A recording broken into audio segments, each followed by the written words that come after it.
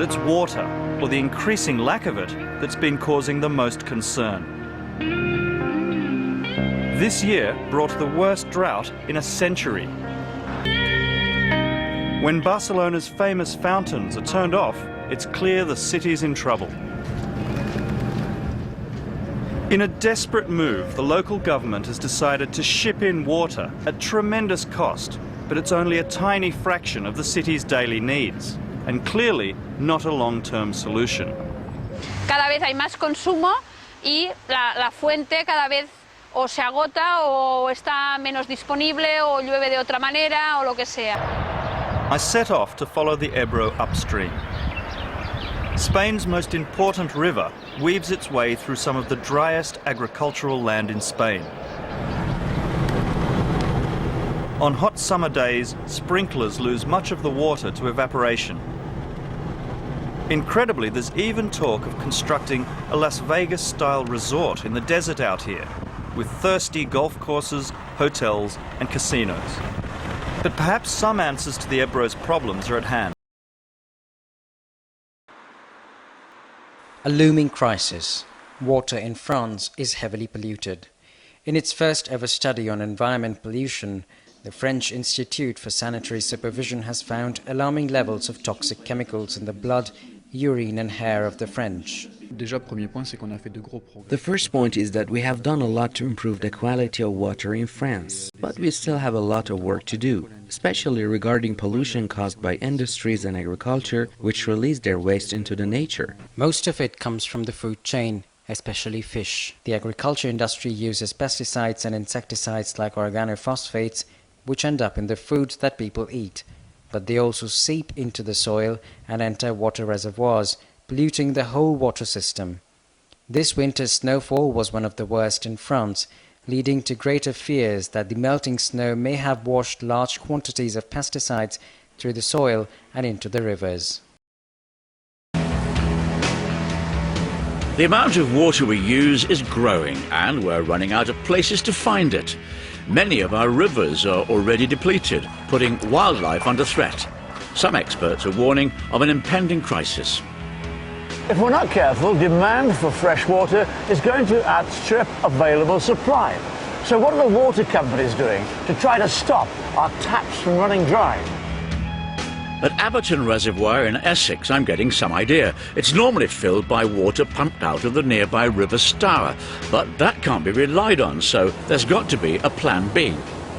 And what happens should the River Stour dry up? Well, Essex is actually the driest county in the United Kingdom, and we get less rainfall than Jerusalem. Never. We do, so it's quite likely it dries up.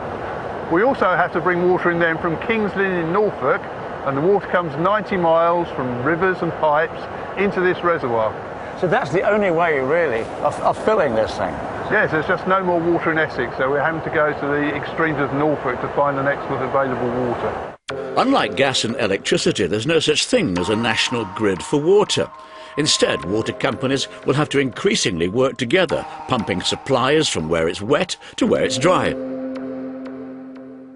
But should they be tidying up their own backyards before borrowing from someone else's? About half of all the water that's used in this country is in people's homes. But here's a shocking statistic. Of what's left, the biggest chunk doesn't involve, as you might think, agriculture or industry. It's water that's wasted. A quarter of all water collected by utility companies simply leaks from their networks. Essex and Suffolk Water has got its leakage down to 14%, and this is how. Right. Put the listening stick down on top of A the listening stick? That is correct, yeah. Or an aquaphone. All right. And can you hear anything? And in this case I can hear a noise. Right, can I have a listen? You can. What, just a gurgling water sound? Sort of water running noise you'll be able to hear. Oh yeah, I down can there. hear that, yeah. It's quite faint. With some rather more high-tech gear, Billy pinpoints the leak's exact position so it can be fixed. At another leak a few blocks away, a repair team is already doing just that. But is all this enough? 14% of your company's water supplies are lost in leakage. I mean, that's an awful lot of wasted water, isn't it? It sounds like it, but that's one of the best leakage rates in the country, and all water networks leak through a combination of corrosion of pipes and fittings and through ground movement. And whilst the water is lost from the network, it isn't lost from the environment.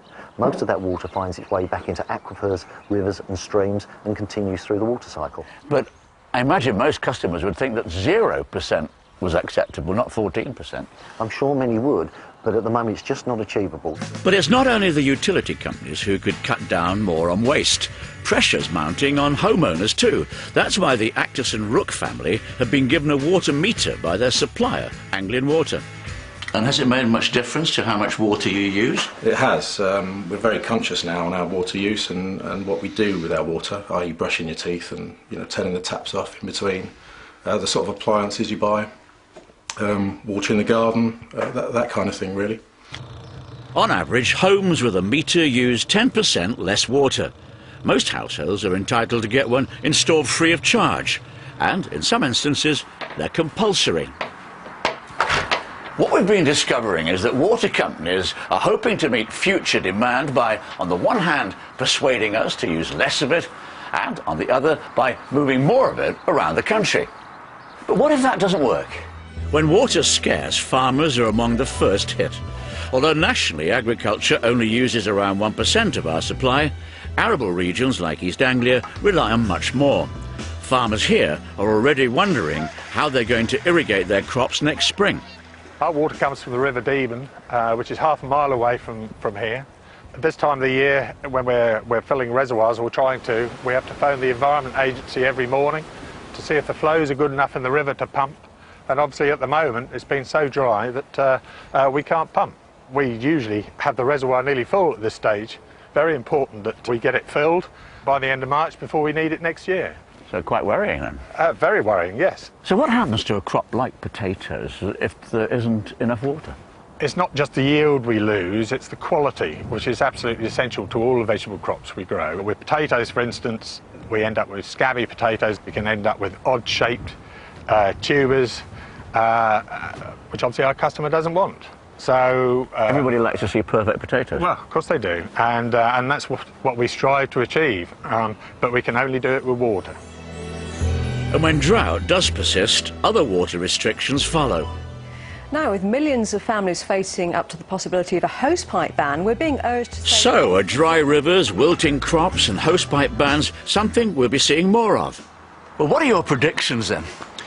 I think there are two scenarios for the future. One is a negative one where we continue using more water, there's more pressure on the natural environment, prices continue to rise, we have to build more infrastructure, things get worse and worse and we end up in a water crisis. The more positive one is we see water companies, and they're already starting to do this, working with homeowners to make their homes more efficient, that the pressure on the environment drops, that the amount we all use and the amount we waste reduces, and slowly we move to a more sustainable future for water. And which of those two scenarios is the most likely then? Well, ourselves and a lot of other people are working towards the second, and I really hope that's the one. But basically, it's in people's own hands. Water is something we simply can't do without. It might seem unthinkable that in the British Isles we could ever run dry. But if that possibility is to be avoided, then it's time we stop taking it for granted.